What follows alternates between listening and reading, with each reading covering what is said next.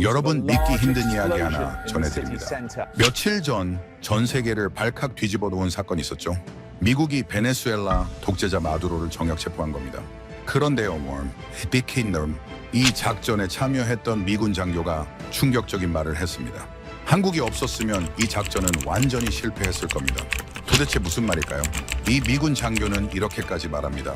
한국 덕분에 우리 대원들이 살아 돌아왔습니다. 수천 킬로미터 떨어진 남미 베네수엘라, 거기서 대체 한국이 무슨 역할을 했길래 이런 말이 나온 걸까요? 오늘 그 숨겨진 진실을 공개합니다. 외국인의 눈으로 직접 본 한국의 저력. 그럼 지금 바로 사연 들어보시죠. 시작에 앞서 좋아요와 구독 눌러주시면 한국의 더 많은 이야기를 소개하는 데에 큰 힘이 됩니다. 안녕하세요. 저는 제임스 브래들리라고 합니다. 미 육군에서 22년째 복무 중이고 현재는 인도태평양 사령부에서 작전 기획 업무를 담당하고 있습니다. 베네수엘라 작전 이야기는 사실 꽤 오래전부터 시작됐습니다. 마두로. 뉴스에서 많이 들어보셨을 겁니다. 독재자에다가 마약 밀매까지 연루됐다는 혐의를 받고 있었고 우리 정부에서는 오래전부터 그를 주시하고 있었지요. 정보기관에서는 그 사람의 일거수일투족을 추적했습니다. 어디서 잠을 자는지, 평소에 무얼 먹는지, 어떤 경로로 이동하는지, 심지어 반려동물이 뭔지까지 파악했을 정도였으니 얼마나 공을 들였는지 짐작이 가실 겁니다. 몇 달에 걸쳐 준비한 작전이었고 저희로서는 완벽에 가깝다고 자부했던 계획이었습니다. 그런데 딱 하나 해결이 안 되는 문제가 있었습니다.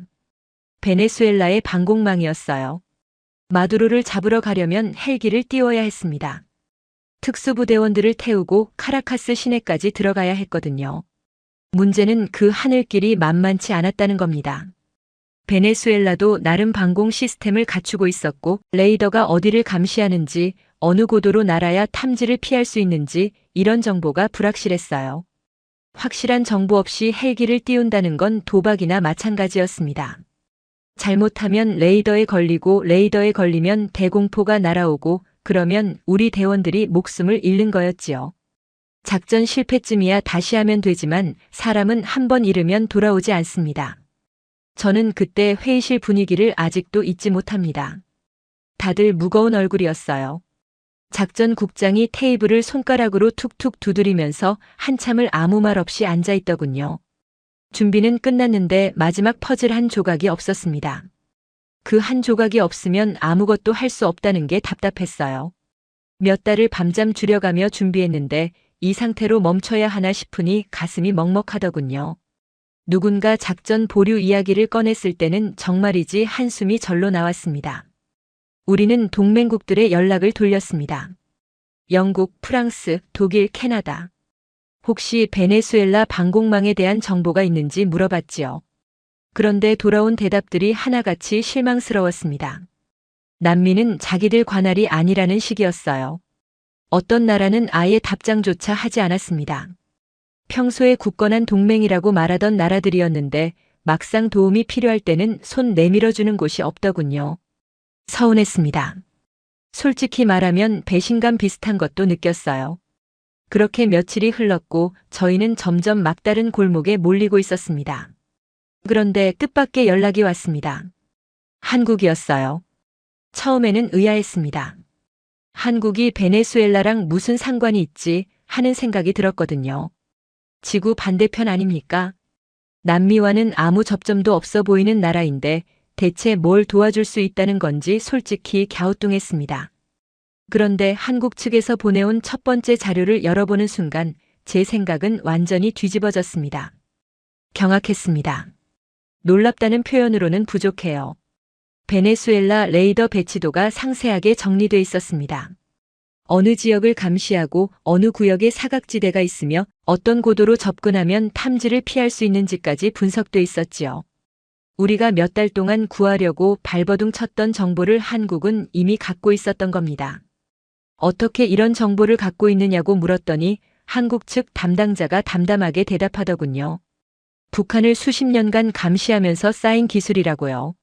전자전이니 신호정보 분석이니 하는 분야에서 한국이 뛰어나다는 건 익히 알고 있었지만 그게 이 정도 수준일 줄은 상상도 못했습니다. 그날 밤 숙소로 돌아가면서 저는 혼자 중얼거렸습니다. 우리가 한국을 너무 몰랐구나. 작은 나라라고 아시아 어딘가에 있는 나라라고만 생각했는데 전혀 아니었어요. 조용하지만 묵묵히 실력을 쌓아온 나라였던 겁니다. 드러내지 않았을 뿐이지 결정적인 순간에 손 내밀어줄 준비가 돼 있었던 거예요. 그때 처음으로 느꼈습니다. 한국이라는 나라를 다시 봐야겠다고요. 포기 직전에 나타나서 길을 열어준 나라. 그게 바로 한국이었습니다. 한국에서 보내온 자료를 처음 받아들었을 때 저는 솔직히 기대를 안 했습니다. 아시아 쪽 동맹국이야 일본이 있고 한국은 북한 문제에만 집중하는 나라라고 생각했거든요. 남미 정보를 한국이 갖고 있을 거라고는 상상조차 못했습니다. 그런데 파일을 열어보는 순간 제 손이 멈췄습니다. 심장이 쿵 하고 내려앉는 느낌이었어요. 베네수엘라 전역의 레이더 배치 현황이 담겨 있었습니다. 그것도 대충 그린 게 아니라 좌표까지 찍혀 있는 정밀한 자료였지요.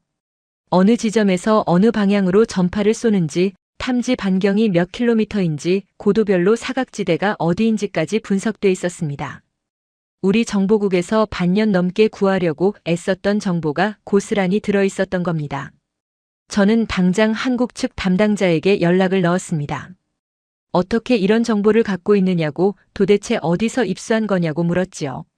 돌아온 대답이 의외였습니다. 북한 감시 과정에서 축적된 기술이라더군요. 한국은 수십 년간 휴전선을 사이에 두고 북한과 대치해왔습니다. 그 과정에서 전자전 기술이 발달했고 신호정보 분석 능력이 세계 최고 수준에 올랐다는 거였어요. 그런데 그 기술이 북한만 들여다보는 데 쓰인 게 아니었습니다. 한국은 조용히 전 세계 주요 지역의 통신 패턴을 수집하고 분석해왔던 거예요. 저는 그 말을 듣고 한참을 아무 말도 못했습니다. 우리가 한국을 얼마나 모르고 있었는지 깨달았거든요.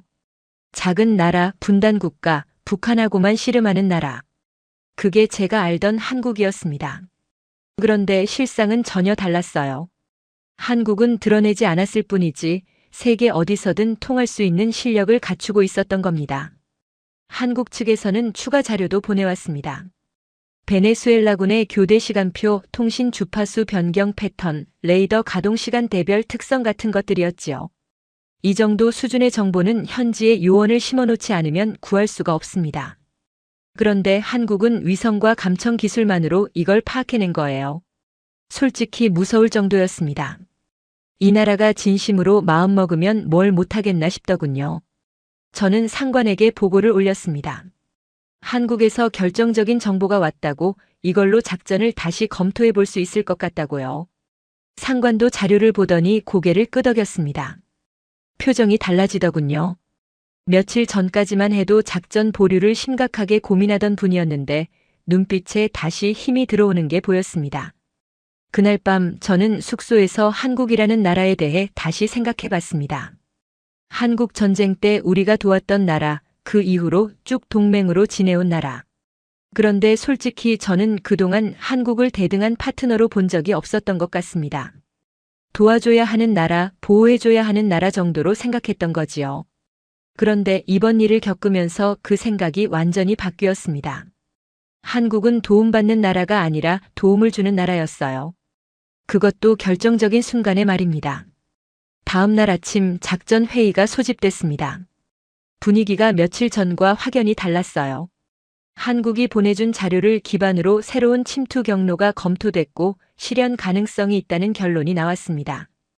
회의실에 있던 사람들 표정이 밝아지더군요. 막혀있던 길이 뚫린 느낌이었습니다. 저는 그때 깨달았습니다. 동맹이라는 게 뭔지를요. 평소에 친하다고 말하는 건 누구나 할 수 있습니다. 그런데 진짜 어려울 때 손 내밀어주는 나라는 많지 않아요. 한국은 그런 나라였습니다. 우리가 막다른 골목에 몰렸을 때, 아무도 거들떠보지 않을 때 조용히 다가와서 길을 열어준 나라. 저는 그날 이후로 한국을 다른 눈으로 보게 됐습니다. 이건 단순한 정보 협력이 아니었어요. 진짜 동맹이 뭔지 보여준 사건이었습니다. 한국 측과 본격적으로 협력이 시작되면서 저는 더 많은 것을 알게 됐습니다. 처음에는 단순히 정보를 받아서 쓰는 정도일 거라고 생각했어요. 필요한 자료 몇 개 받고 감사 인사 전하면 끝날 줄 알았지요. 그런데 한국은 그 이상을 보여줬습니다. 저희가 미처 생각하지 못한 부분까지 짚어주더군요. 솔직히 말씀드리면 처음에는 조금 당황스러웠습니다. 우리가 뭘 놓치고 있는지 외국 분석관이 알려준다는 게 자존심 상하는 일이기도 했거든요. 하지만 그런 감정은 오래가지 않았습니다. 한국 분석관들의 실력을 직접 보고 나니까 인정할 수밖에 없었어요. 한국 측 분석관들과 화상으로 회의를 했을 때 일입니다. 저희는 베네수엘라 방공망의 사각지대만 파악하면 된다고 생각했어요. 거기로 들어가면 끝이라고요. 레이더에 안 걸리고 목표 지점까지 도달하는 게 핵심이라고 봤거든요. 그런데 한국 분석관이 회의 중간에 다른 이야기를 꺼냈습니다. 사각지대로 들어가는 것까지는 좋은데 나오는 길은 생각해 봤느냐고요. 그 한마디에 회의실이 조용해졌습니다. 저는 그 말을 듣고 멈칫했습니다. 솔직히 말하면 거기까지 깊이 고민하지 못했거든요. 들어가서 목표물을 확보하는 것만 생각했지 나오는 과정에서 어떤 변수가 생길지는 꼼꼼히 따져보지 않았던 겁니다. 작전 기획을 수없이 해왔는데도 이런 기본적인 걸 놓쳤다는 게 부끄러웠어요. 하지만 한국 분석관은 저희를 탓하지 않았습니다. 그냥 차분하게 설명을 이어갔지요. 한국 분석관이 화면에 지도를 띄우더니 설명을 시작했습니다. 들어갈 때는 레이더 사각지대를 이용하면 되지만 나올 때는 상황이 다르다고요. 작전이 시작되면 베네수엘라 쪽에서도 뭔가 이상하다는 걸 눈치챌 테고 그러면 레이더 가동 패턴을 바꿀 가능성이 있다는 거였어요. 평소에 꺼놓던 레이더를 켤 수도 있고 탐지 범위를 확대할 수도 있다고요. 예비 레이더 시스템이 있는데 평상시에는 전력 절약 차원에서 안 돌리다가 비상 상황에만 가동한다더군요. 그런 세부 정보까지 한국은 파악하고 있었습니다. 그래서 한국 측에서는 탈출 경로를 별도로 분석해왔다고 했습니다. 들어가는 길과 나오는 길을 다르게 잡아야 한다면서 3가지 탈출 경로를 제시하더군요. 각각의 경로별로 예상되는 위험도와 소요 시간까지 계산돼 있었습니다. 첫 번째 경로는 가장 빠르지만 위험 구간이 2군데 있었고 두 번째 경로는 안전하지만 시간이 오래 걸렸어요. 세 번째 경로는 그 중간쯤 되는 옵션이었지요. 저희한테 선택지를 준 거예요. 상황에 따라 골라 쓸 수 있게요. 저는 감탄할 수밖에 없었습니다. 이 정도로 꼼꼼하게 분석해주는 동맹국이 있었나 싶었거든요. 보통은 정보를 달라고 하면 있는 것만 던져주고 끝입니다. 우리가 뭘 필요로 하는지, 뭘 놓치고 있는지까지 신경 써주는 나라는 드물어요. 그런데 한국은 달랐습니다. 우리가 묻기도 전에 알아서 준비해뒀더군요. 마치 같은 작전을 함께 수행하는 동료처럼요. 아니, 어쩌면 동료보다 더 신경 써줬는지도 모릅니다. 한국 분석관들의 실력은 거기서 끝이 아니었습니다. 베네수엘라군의 통신 패턴을 분석한 자료도 보여줬는데 이게 정말 대단했어요. 어느 시간대에 통신량이 줄어드는지, 교대 시간에 명령 전달이 얼마나 느려지는지, 긴급 상황 발생 시 지휘 체계가 어떻게 작동하는지까지 파악하고 있었습니다. 심지어 베네수엘라군 장교들이 주로 사용하는 암호 체계의 특성까지 분석해놨더군요. 어디서 취약점이 생기는지, 어떤 상황에서 혼선이 발생하는지까지요. 어떻게 이런 걸 다 알 수 있느냐고 물었더니 오랜 시간 쌓아온 노하우라고 하더군요. 북한군 통신을 수십 년간 감청하면서 패턴 분석 기술이 발달했고 그 기술을 다른 나라에도 적용해 본 거라고요. 한국은 자기들만의 독자적인 분석 체계를 갖추고 있었습니다. 미국 것도 아니고 유럽 것도 아닌 순수하게 한국이 개발한 기술이었어요. 북한이라는 예측 불가능한 상대와 대치하면서 어쩔 수 없이 발전시킨 기술인데 그게 이렇게 다른 곳에서도 쓸모가 있을 줄은 한국 사람들도 몰랐을 겁니다. 그 순간 저는 깨달았습니다. 한국이 왜 북한과 수십 년간 대치하면서도 무너지지 않았는지를요. 그냥 버틴 게 아니었습니다. 그 시간 동안 조용히 그러나 끈질기게 실력을 쌓아온 거였어요. 다른 나라들이 평화롭게 지낼 때 한국은 언제 터질지 모르는 전쟁에 대비하며 기술을 연마하고 있었던 겁니다. 휴전선 너머에서 언제 총알이 날아올지 모르는 상황에서 70년을 버텨온 나라예요. 그런 나라가 약할 리가 없지요. 저는 한국 분석관에게 물었습니다. 왜 이렇게까지 도와주느냐고요? 베네수엘라는 한국과 아무 상관도 없는 나라 아니냐고요. 지구 반대편이잖아요. 한국 입장에서는 신경 쓸 이유가 전혀 없는 작전인데 왜 이렇게 공을 들이느냐고 물었지요. 그랬더니 돌아온 대답이 인상적이었습니다. 동맹이 어려울 때 돕는 게 당연한 거 아니냐고, 한국도 예전에 어려울 때 도움받은 적이 있으니까 이제는 갚을 차례라고요. 그 말을 듣는데 가슴이 뭉클해지더군요. 한국 전쟁 때 우리가 한국을 도왔던 거 저도 역사책에서 배웠습니다. 1950년대 일이니까 70년도 더 된 일이에요. 그런데 한국 사람들은 아직도 그걸 기억하고 있었던 겁니다. 세대가 몇 번이나 바뀌었는데도요. 할아버지 세대가 받은 도움을 손자 세대가 갚겠다고 나선 거예요. 그리고 이제 그 은혜를 갚겠다고요. 솔직히 미국 사람 중에 한국 전쟁을 기억하는 사람이 얼마나 되겠습니까? 저도 학교에서 배우긴 했지만 깊이 생각해 본 적은 없었거든요. 그런데 한국은 달랐어요. 잊지 않고 있었습니다. 저는 그날 밤 동료들에게 말했습니다. 우리가 한국을 너무 과소평가하고 있었다고요. 작은 나라라서 별거 아니라고 생각했는데 실상은 정반대였다고요. 한국은 조용하지만 무섭도록 철저한 나라였습니다. 드러내지 않아서 몰랐을 뿐이지 속을 들여다보면 어마어마한 실력을 갖추고 있었던 거예요. 그 실력이 하루아침에 생긴 게 아니지요. 수십 년간 북한과 대치하면서 언제 전쟁이 터질지 모르는 긴장 속에서 갈고 닦은 거예요. 그때부터 저는 한국 분석관들을 진심으로 존경하게 됐습니다. 그 사람들은 자기 자랑을 하지 않았어요. 그냥 묵묵히 일만 했습니다. 필요한 정보를 주고 우리가 놓친 부분을 짚어주고 더 나은 방법을 제안해주고요. 말이 많지 않았어요. 수다 떨면서 시간 낭비하는 법이 없었습니다. 회의 시간도 딱 필요한 만큼만 쓰더군요. 프로페셔널이라는 게 이런 거구나 싶었습니다. 말로 떠드는 게 아니라 실력으로 보여주는 거요. 결과로 증명하는 거요. 한국 분석관들과 일하면서 느낀 게 하나 더 있습니다. 그 사람들은 팀워크가 정말 좋았어요. 서로 역할 분담이 명확하고 의사소통이 빠르더군요. 누가 시키지 않아도 알아서 척척 움직였습니다. 아마 군대 문화가 그런 것 같아요. 한국은 징병제 국가잖아요. 젊은 남자들은 다 군대를 다녀오니까 기본적인 조직 생활 훈련이 돼 있는 거지요. 그게 사회 전체에 스며들어 있는 것 같았습니다. 저는 점점 더 한국이라는 나라에 관심이 생겼습니다. 도대체 어떤 나라이길래 이런 사람들이 나오는 건지 궁금해졌거든요. 작은 땅덩어리에 자원도 별로 없는 나라가 어떻게 이 정도 실력을 갖추게 됐는지요. 나중에 찾아보니까 한국 역사가 정말 파란만장하더군요. 일제강점기, 한국전쟁, 군사 독재, 민주화 운동. 온갖 시련을 다 겪은 나라였어요. 그런데도 무너지지 않고 여기까지 왔다는 게 대단했습니다. 한국 분석관 중 한 명이 나중에 이런 말을 하더군요. 한국 사람들은 위기에 강하다고요. 평소에는 좀 느긋해 보여도 급한 일이 생기면 엄청난 집중력을 발휘한다고요. 그 말이 맞는 것 같았습니다. 제가 본 한국 분석관들도 그랬거든요. 시간이 촉박한 상황에서 놀라운 속도로 결과물을 내놓았습니다. 밤을 새워가면서요. 불평 한마디 없이요. 본격적인 합동 작업이 시작됐습니다. 시간이 많지 않았어요. 작전 개시일이 코앞으로 다가오고 있었거든요. 정확히 말하면 이틀밖에 없었습니다.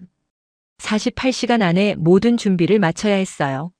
한국 측과 우리 팀은 거의 쉬지 않고 일했습니다. 시차가 있어서 한쪽이 밤이면 다른 쪽은 낮이었는데 그게 오히려 좋았어요. 24시간 내내 누군가는 깨어서 일하고 있었으니까요. 릴레이처럼 이어지는 작업이었습니다. 한국 분석관들은 정말 놀라웠습니다. 자료 요청을 하면 몇 시간 안에 답이 돌아왔어요. 그것도 대충 만든 게 아니라 완벽하게 정리된 형태로요. 저희가 추가 질문을 하면 거기에 대한 보충 자료까지 붙여서 보내주더군요. 질문 하나 했는데 답변이 3개, 4개씩 딸려오는 거예요. 우리가 다음에 뭘 물어볼지 예상하고 미리 준비해둔 것 같았습니다. 일하는 속도도 빨랐지만 정확도가 더 놀라웠습니다. 오류가 거의 없었어요.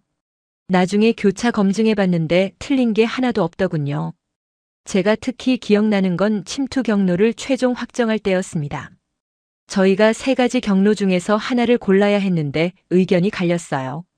어떤 경로는 빠르지만 위험 부담이 있고 어떤 경로는 안전하지만 시간이 오래 걸리고 쉽게 결론이 나지 않았습니다. 회의가 몇 시간째 이어지고 있었어요. 사람들 표정이 점점 지쳐가고 있었지요. 결정을 내려야 하는데 어느 쪽도 완벽하지 않으니까 선택하기가 어려웠던 겁니다. 그때 한국 측에서 새로운 제안을 해왔습니다. 두 가지 경로를 조합하면 어떻겠느냐고요. 처음에는 안전한 경로로 들어가다가 중간 지점에서 빠른 경로로 전환하는 방식이었어요. 그러면 위험도 줄이면서 시간도 단축할 수 있다는 계산이었습니다. 저희는 처음에 반신반의했어요. 경로를 중간에 바꾼다는 게 복잡해 보였거든요.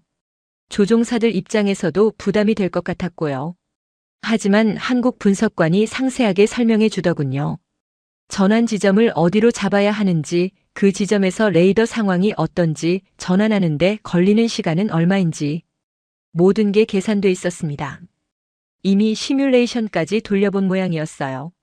저희가 고민하는 동안 한국 측에서는 대안을 준비하고 있었던 겁니다. 우리보다 한 발 앞서 생각하고 있었던 거지요. 저희는 그 제안을 시뮬레이션 돌려봤습니다. 결과가 좋게 나왔어요. 한국 분석관들이 제시한 방식대로 하면 성공 확률이 확 올라가더군요. 위험 구간 통과 시간이 줄어들고 전체 작전 시간도 단축됐습니다. 우리만 생각했으면 절대 못 떠올렸을 아이디어였습니다.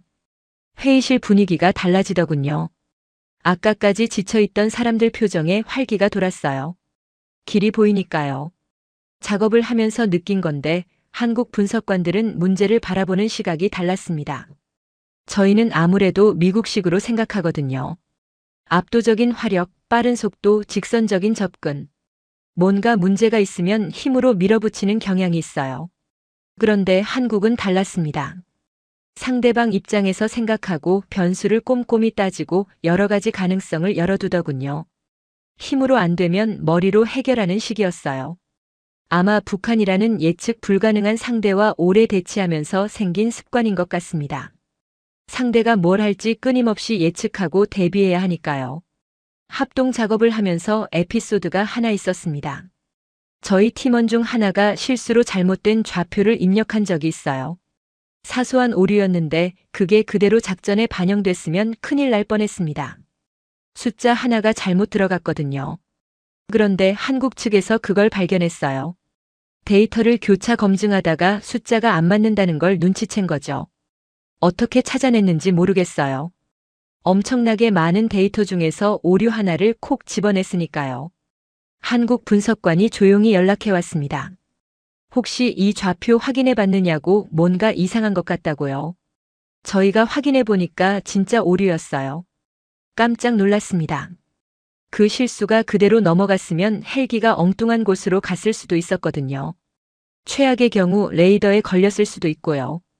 덕분에 저희가 바로 수정할 수 있었습니다. 그 분석관은 자기가 오류를 찾았다고 떠벌리지 않았어요. 그냥 넌지시 알려주고 끝이었습니다. 겸손하더군요. 실력은 있는데 내세우지 않는 사람들이었어요. 그 일이 있고 나서 저희 팀원이 엄청 고마워하더군요. 자기 실수로 작전이 망가질 뻔했는데 한국 분석관이 살려줬다고요. 그 뒤로 그 팀원은 한국 분석관들한테 특히 더 잘하더군요. 작은 일이었지만 신뢰가 쌓이는 계기가 됐습니다. 같이 일하는 사람이 내 실수를 덮어주면 고맙잖아요. 그것도 조용히 다른 사람들 모르게요. 48시간이 어떻게 지나갔는지 모르겠습니다. 정신없이 바빴거든요. 밥 먹을 시간도 없었어요. 커피로 버티면서 일했습니다. 그런데 돌이켜보면 그 시간이 작전 성공의 결정적인 열쇠였습니다. 한국 분석관들과 머리를 맞대고 일하면서 계획이 점점 구체화됐고 허점이 하나씩 메워졌습니다. 처음에는 구멍이 숭숭 뚫린 계획이었는데 48시간이 지나고 나니까 빈틈없는 계획이 됐어요. 한국 분석관들도 저희 못지않게 힘들었을 겁니다. 그쪽도 밤새워 일했으니까요. 시차 때문에 우리가 낮일 때 그쪽은 밤이었거든요. 그런데도 불평 한마디 없었어요. 피곤한 기색도 안 내더군요. 화상 회의 때 보면 눈이 충혈돼 있으면서도 목소리는 또렷했습니다. 프로다웠어요. 진짜 프로였습니다. 작업이 마무리될 무렵 저는 한국 측 담당자에게 감사 인사를 전했습니다. 정말 큰 도움이 됐다고, 당신들 아니었으면 이 작전 못했을 거라고요. 진심이었습니다. 객관적으로 봐도 한국 없이는 불가능한 작전이었거든요. 그랬더니 그쪽에서 뭐라고 했는지 아십니까?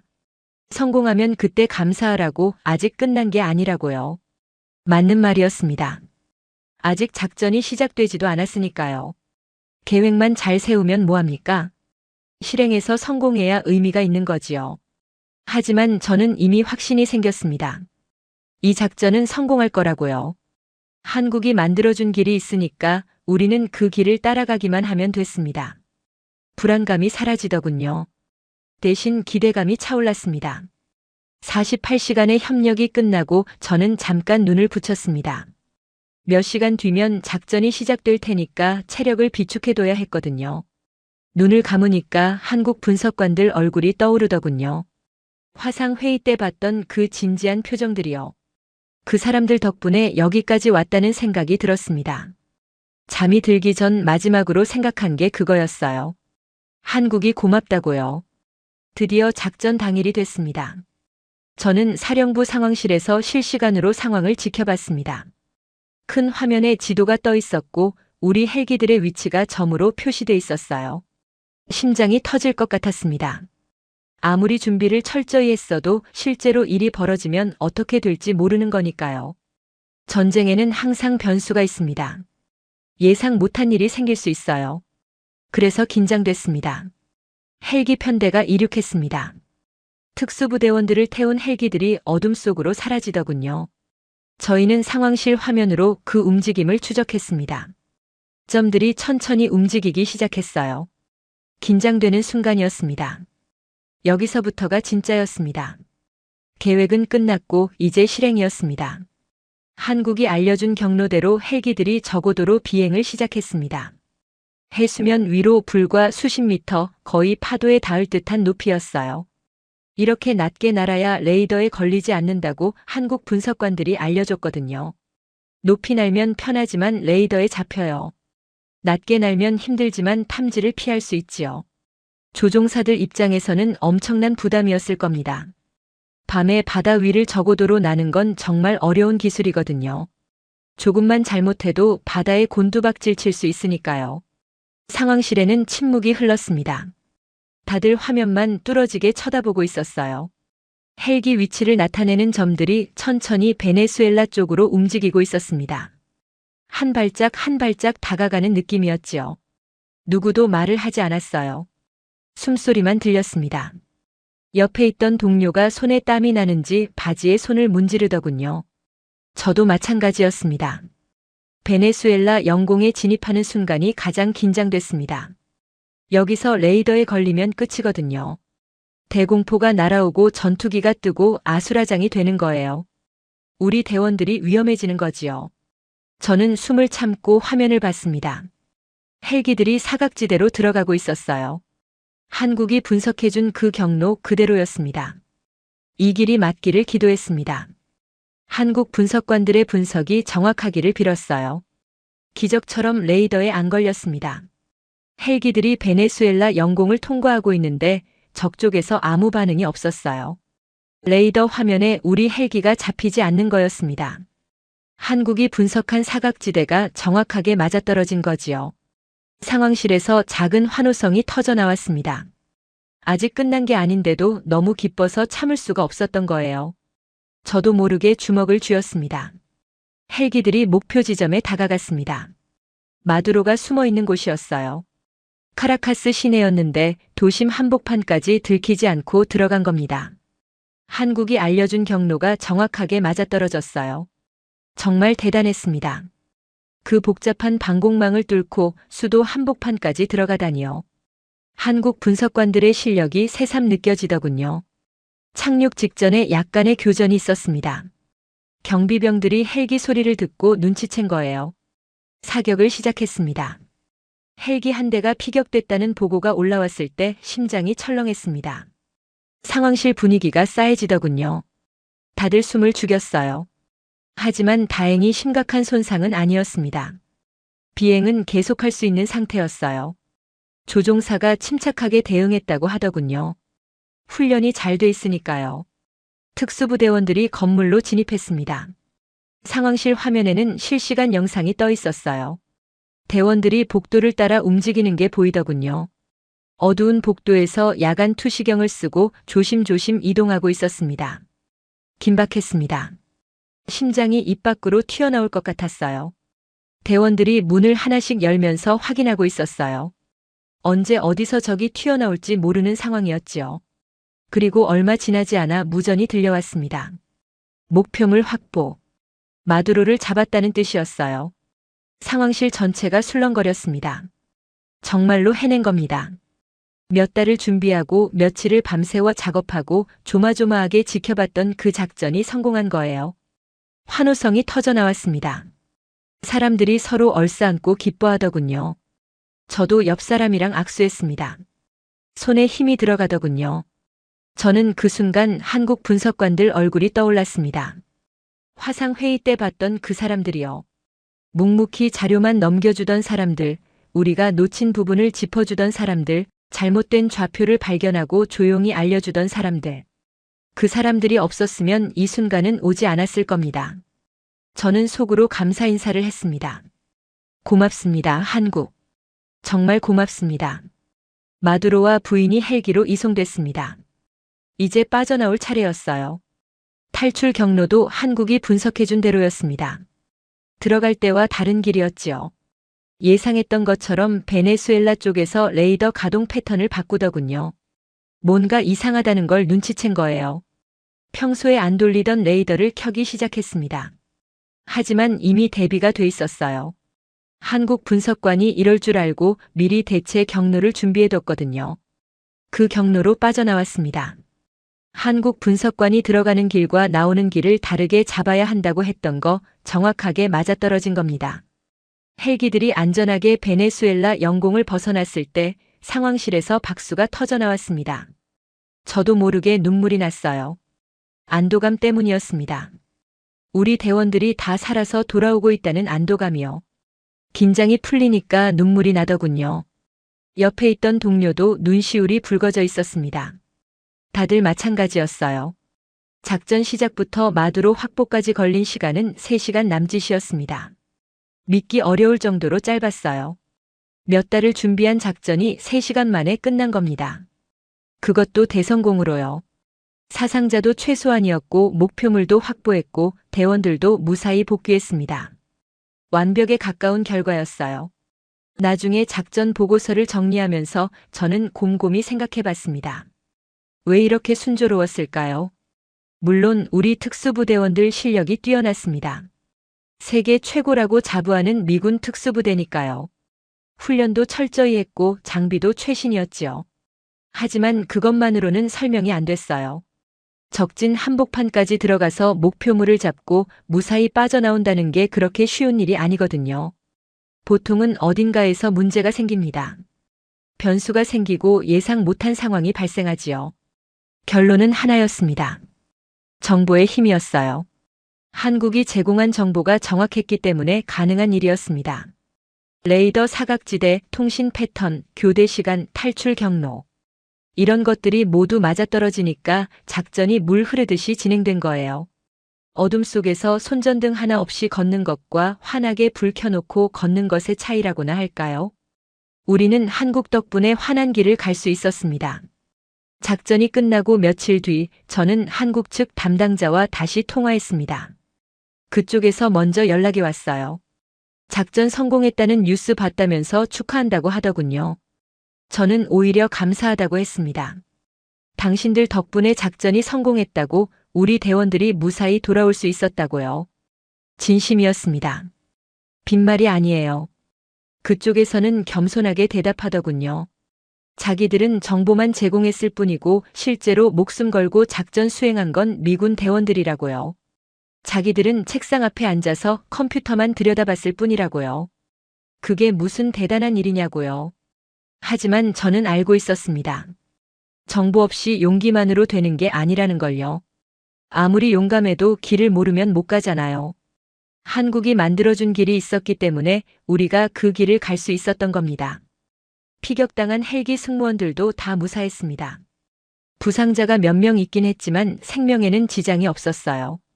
치료받고 회복 중이라고 하더군요. 이것도 사실 운이 좋았던 건 아닙니다. 한국 측에서 만약의 사태에 대비한 의료 후송 경로까지 미리 분석해뒀거든요. 어디서 부상자가 발생하면 어느 쪽으로 빼야 가장 빠른지, 어느 병원이 가장 가까운지 그런 것까지 다 계획돼 있었어요. 대비가 철저하니까 실제로 부상자가 생겼을 때 빠르게 대응할 수 있었던 겁니다. 저는 그때 생각했습니다. 한국이라는 나라는 정말 대단하다고요. 전쟁을 모르는 나라가 아니에요. 아직도 휴전 중인 나라입니다. 정전협정이 맺어진 지 70년이 넘었지만 아직도 전쟁이 끝난 게 아니거든요.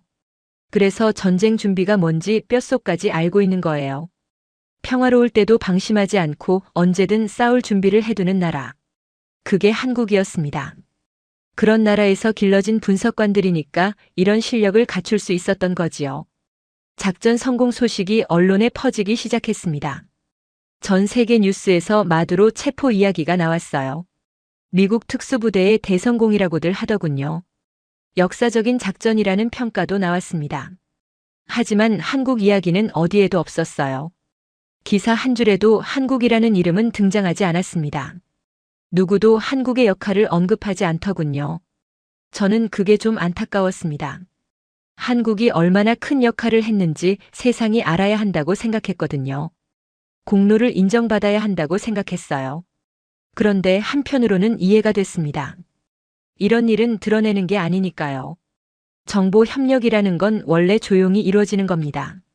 알려져서 좋을 게 없어요. 한국도 굳이 알리고 싶지 않았을 거예요. 그냥 조용히 도와주고 끝내고 싶었겠지요. 그래도 저는 알고 있습니다. 그날 밤 무슨 일이 있었는지요. 한국이 없었으면 이 작전은 실패했거나 설령 성공했더라도 엄청난 희생이 따랐을 겁니다. 대원 몇 명이 죽었을 수도 있어요. 헬기가 격추됐을 수도 있고요. 3시간 만에 끝난 기적 같은 작전, 그건 한국이 만들어준 기적이었습니다. 세상이 몰라도 저는 알아요. 작전이 끝나고 저는 본국으로 돌아왔습니다. 일상으로 복귀했지만 머릿속에서는 계속 그날 일이 맴돌았어요. 잠을 자려고 누워도 눈이 말똥말똥했습니다.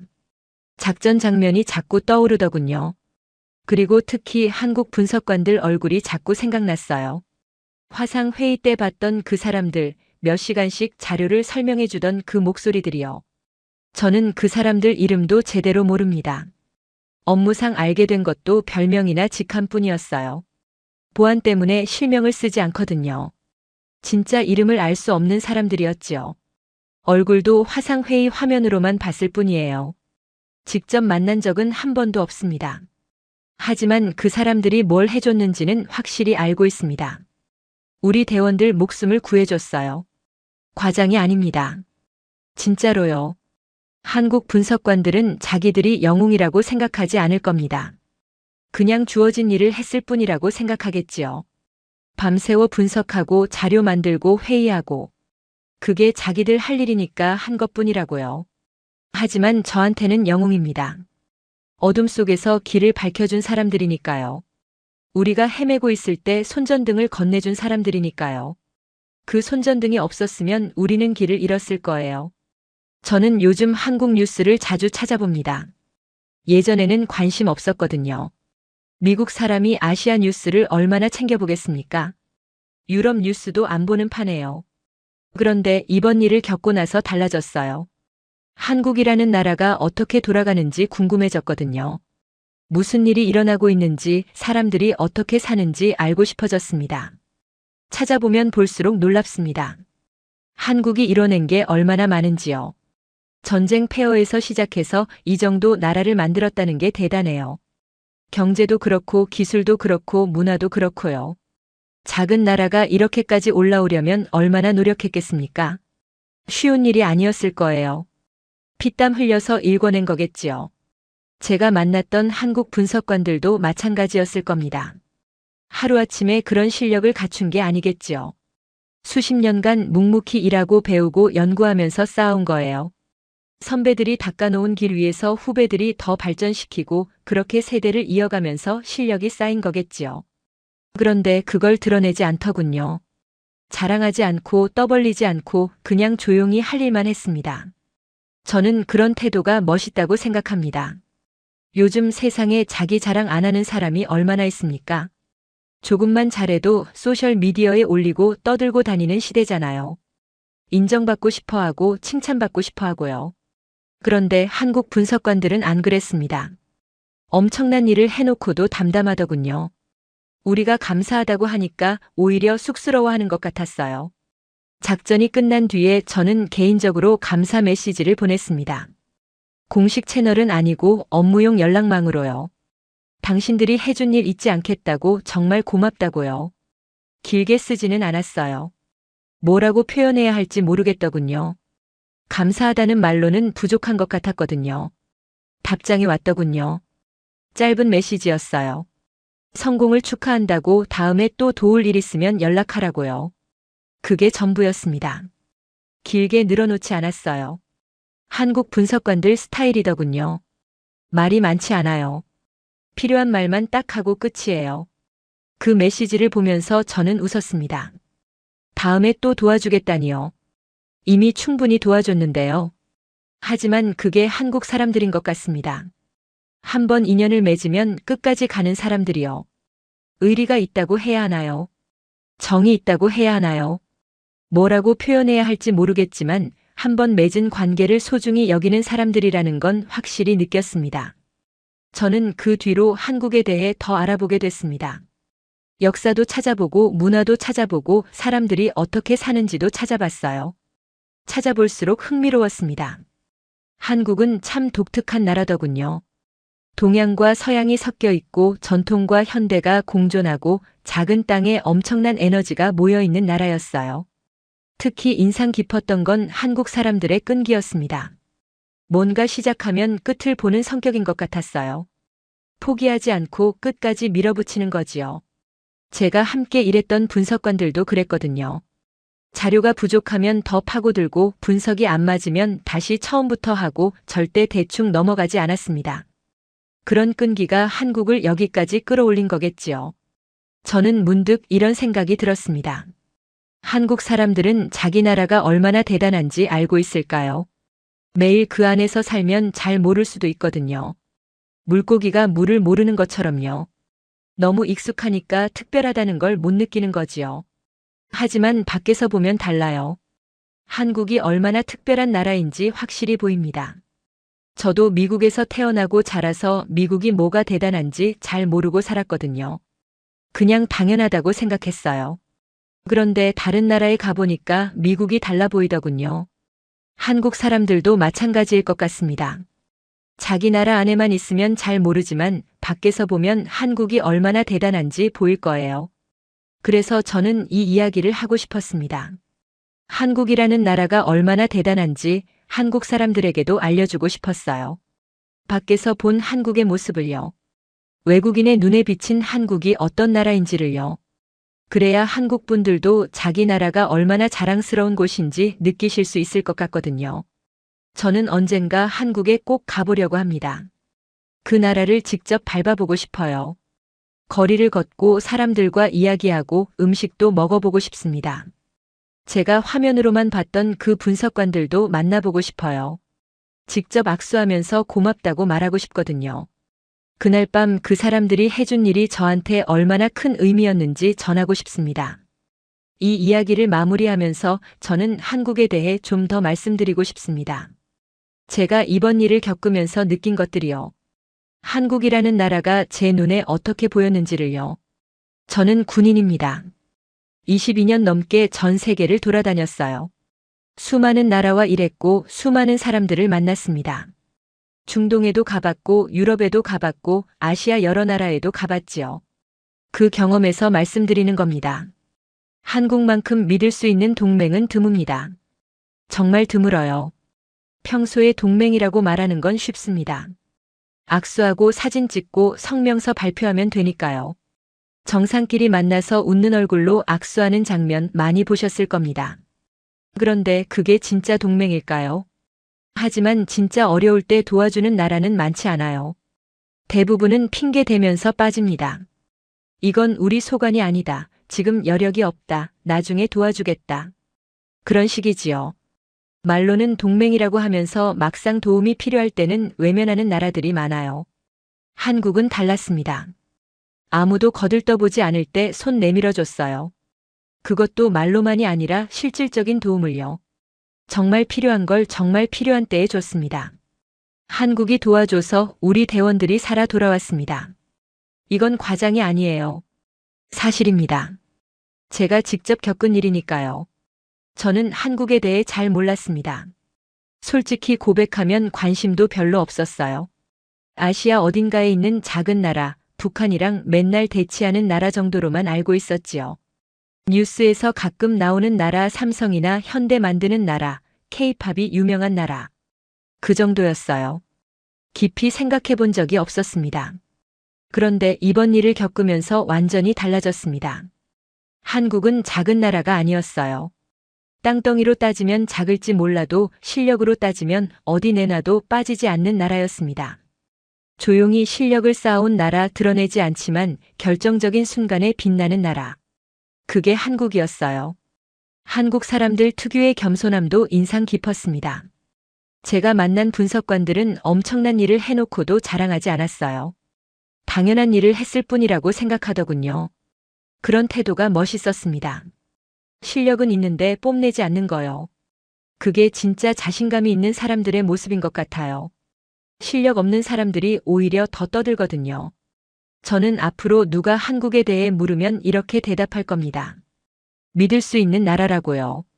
어려울 때 진짜로 도와주는 나라라고요. 말로만 친구인 나라가 아니라 행동으로 보여주는 나라라고요. 그게 제가 직접 경험한 한국입니다. 한국 분들은 잘 모르실 겁니다. 자기 나라가 얼마나 대단한지요. 매일 그 안에서 살면 잘 안 보이거든요. 출근하고 일하고 집에 가고 밥 먹고 자고. 그러다 보면 자기 나라가 특별하다는 걸 못 느끼기 쉬워요. 하지만 밖에서 보면 달라요. 한국이 어떤 일을 해내는지, 어떤 실력을 갖추고 있는지 확실히 보입니다. 저도 밖에서 본 사람이니까요. 저는 이 이야기를 통해서 한 가지만 전하고 싶었습니다. 한국은 자랑스러워할 자격이 있는 나라라는 거요. 작지만 강한 나라, 조용하지만 믿음직한 나라. 저는 그런 나라와 동맹이라는 게 자랑스럽습니다. 미국 군인으로서 한 사람의 인간으로서 자랑스러워요. 그날 밤 있었던 일을 저는 평생 잊지 못할 겁니다. 막다른 골목에서 손 내밀어준 한국, 우리 대원들 목숨을 구해준 한국. 저한테 한국은 그런 나라입니다. 글로만 배운 동맹이 아니라 몸으로 느낀 동맹이에요. 진짜 동맹이 뭔지 보여준 나라입니다. 이 이야기를 들어주셔서 감사합니다. 한국이라는 나라의 진짜 모습을 조금이나마 전해드렸으면 좋겠습니다. 한국 분들 자기 나라에 자부심 가지셔도 됩니다. 아니, 가지셔야 합니다. 여러분의 나라는 정말 대단한 나라예요. 밖에서 본 사람이 보장합니다. 저는 언젠가 꼭 한국 땅을 밟아보겠습니다. 그때까지 건강하시고 행복하시길 바랍니다. 감사합니다. 오늘 사연은 여기까지입니다. 마두로 체포 작전 속 충격적인 비밀 스토리 어떠셨나요? 사연의 주인공에게 응원의 댓글을 남겨주세요. 지금까지 감동정거장에서 사연 전해드렸습니다. 사연이 마음에 드셨다면 좋아요와 구독 부탁드립니다. 시청해주셔서 감사합니다.